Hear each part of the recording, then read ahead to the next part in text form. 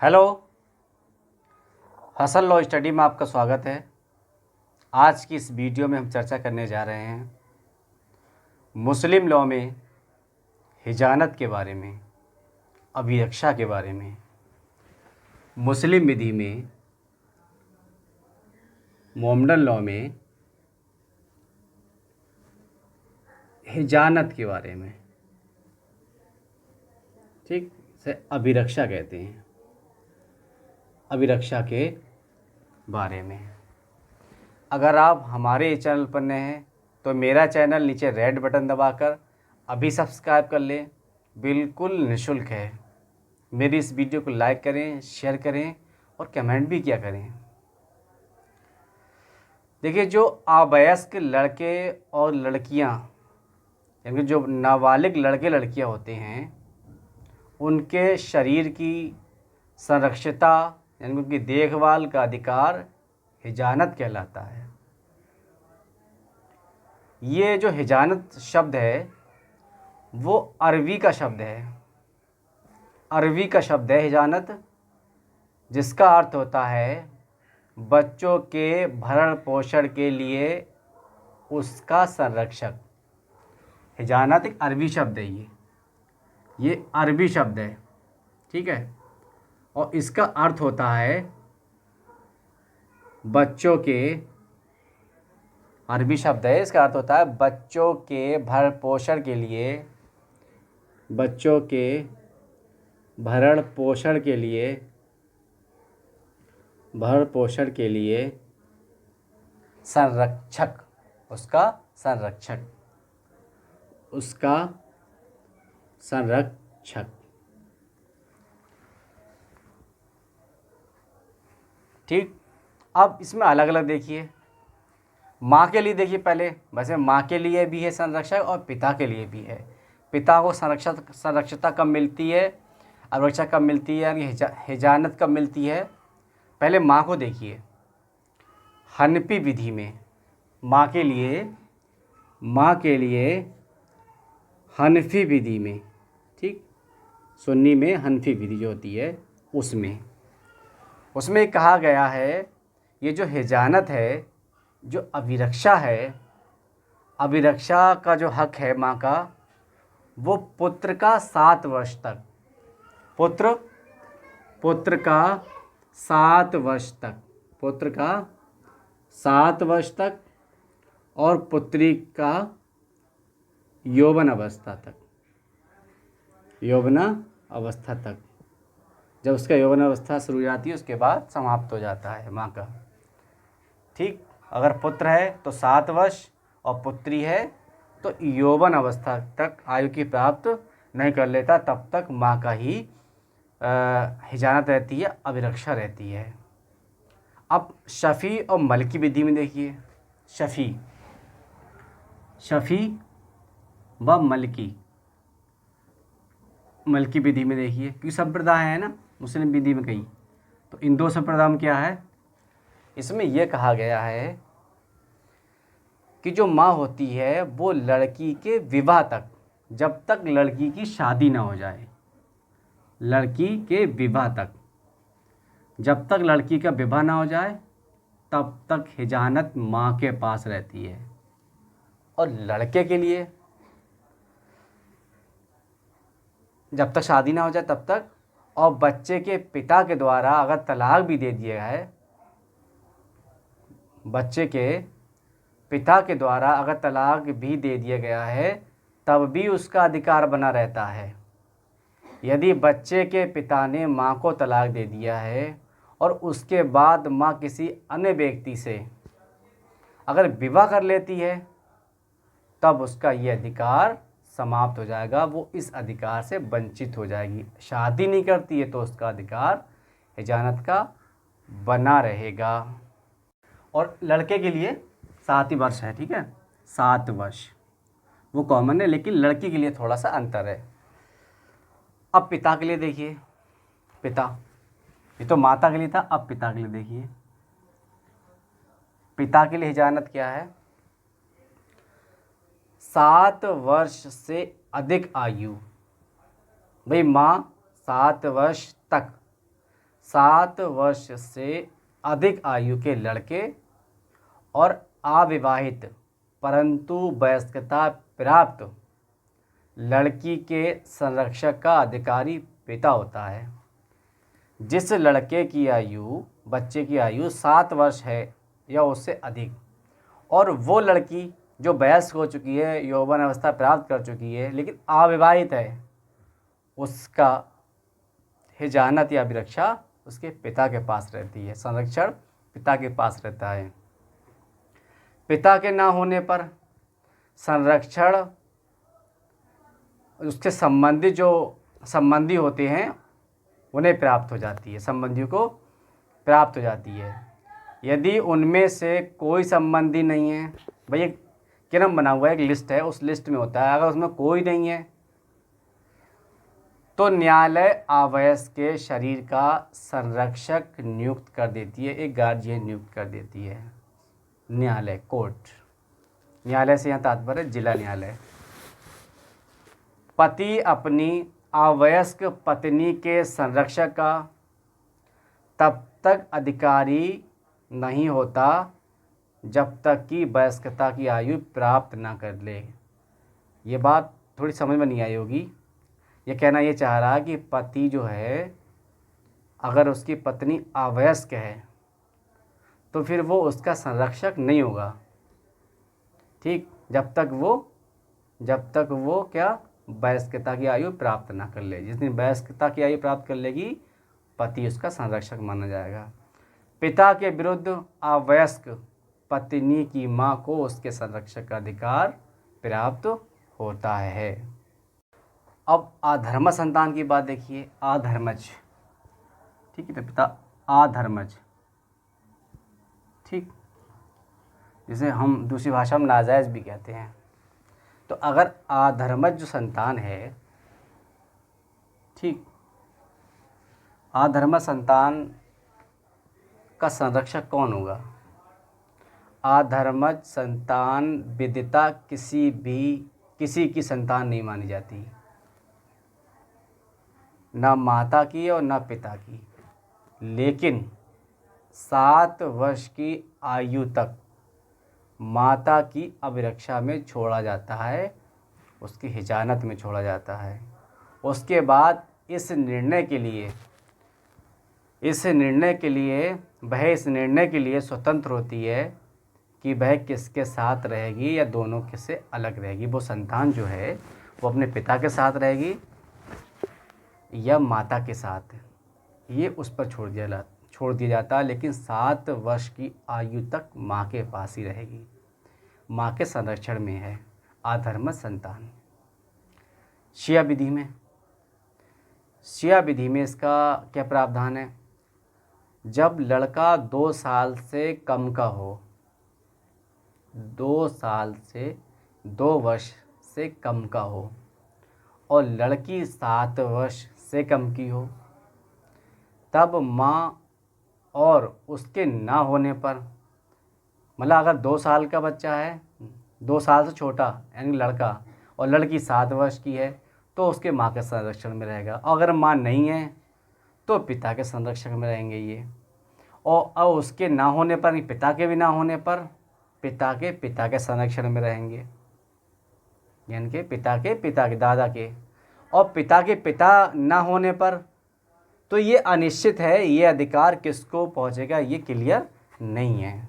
और अगर लड़का 2 वर्ष से ज़्यादा का है और लड़की 7 वर्ष से ज़्यादा की है तो उसका संरक्षक पिता होगा। शिया विधि में ये कहा गया है, ये शिया विधि में कहा गया है कि 2 वर्ष से अधिक का लड़का, लड़की 7 वर्ष से अधिक की है तो संरक्षक पिता होगा। अब है हिजानत के अधिकार की प्रकृति। एक केस है इमामवादी बनाम मुत्सड़ी, इमामवादी वर्सेस मुत्सड़ी, इस तरीके से है नाम। और ये केस है 1918 का, 1918 का केस है। इसमें ये कहा गया कि ये बिल्कुल स्पष्ट है, ये बिल्कुल क्लियर है, साफ है कि मुस्लिम विधि के अंतर्गत माँ अपने अवयस्क बच्चे के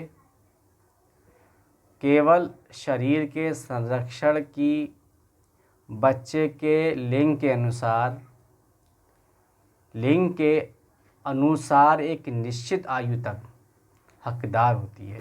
अभी बताया था मैंने, लेकिन वह नैसर्गिक संरक्षक नहीं होती। केवल पिता ही, या यदि वह मर गया हो तो उसका निष्पादक सुन्नी विधि में कानूनी संरक्षक होता है। ठीक, नैसर्गिक संरक्षक नहीं होती माता, बल्कि पिता होता है। सुन्नी विधि के अनुसार उसका निष्पादक कानूनी संरक्षक होता है। अब देखिए, हिजानत का अधिकार है वो कब समाप्त हो जाता है। हिजानत का अधिकार यानी अभिरक्षा का अधिकार कब समाप्त हो जाता है, कब समाप्त हो जाता है? कब समाप्त हो जाता है? नंबर 1, पहला कारण है, मतलब पहले माँ देखिए कि अवयस्क के संरक्षक की जो अधिकृत माँ है या कोई अन्य स्त्री, भाई या तो माँ पाल रही है उसे या अन्य स्त्री, जो परिस्थितियाँ मैं 4 परिस्थितियाँ बता रहा हूँ, उन 4 परिस्थितियों में उसका हिजानत का जो अधिकार है वो समाप्त हो जाएगा। पहला है, वो माँ या वो स्त्री जो उसे पाल रही है, उसके संरक्षक है उसकी, अगर वो अनैतिक हो गई है। पहला है, वह अनैतिक हो गई है। अनैतिक हो गई है इसका मतलब है कि वो वैश्या हो गई है। ठीक, वैश्या हो गई है।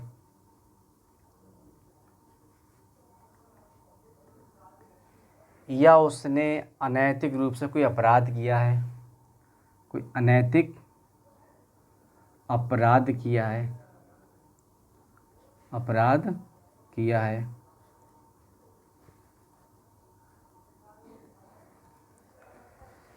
या गाना गाने वाली स्त्रियों का पेशा अपना लिया है। गाना गाने वाली स्त्रियों का पेशा अपना लिया है। ठीक है, ये इस तरीके हो गई है, तो वो अपना जो उसका हिजानत का अधिकार है उसे समाप्त कर देगी, समाप्त उसका खो जाएगा उसका ये अधिकार।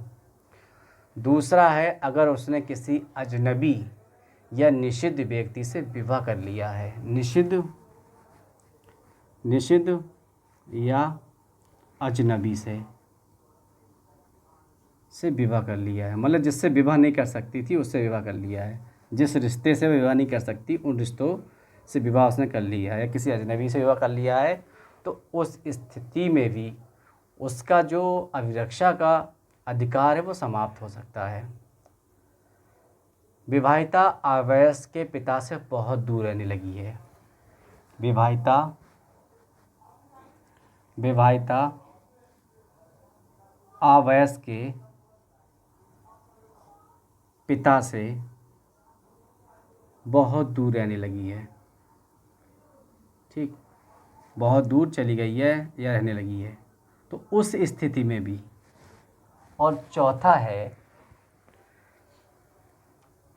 कि चौथा जो कारण है जिससे उसके अधिकार छीन सकता है, वो है कि बच्चे की देखभाल करने में असमर्थ हो गई है। वो उस बच्चे की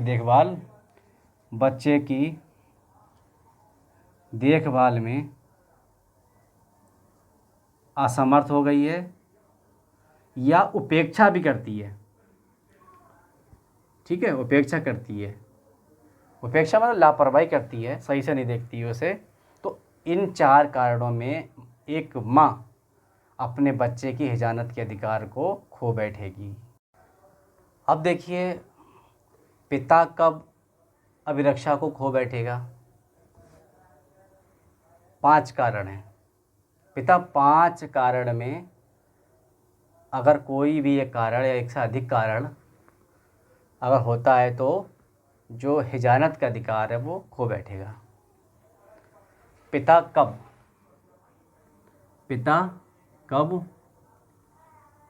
हिजानत का अधिकार खो बैठेगा।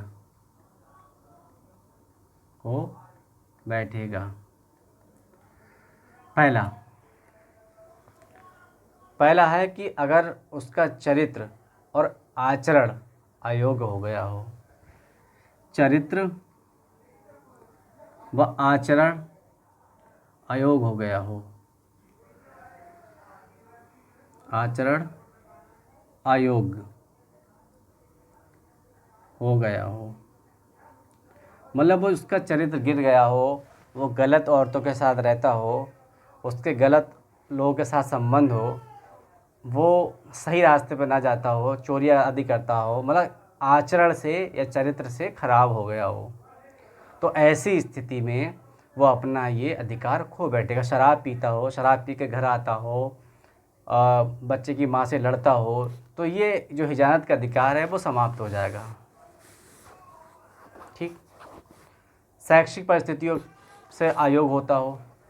शैक्षिक परिस्थितियों से अगर अयोग है, शैक्षिक परिस्थितियों से अयोग है तो भी हिजानत खो बैठेगा। अधिकार का त्याग कर दिया हो।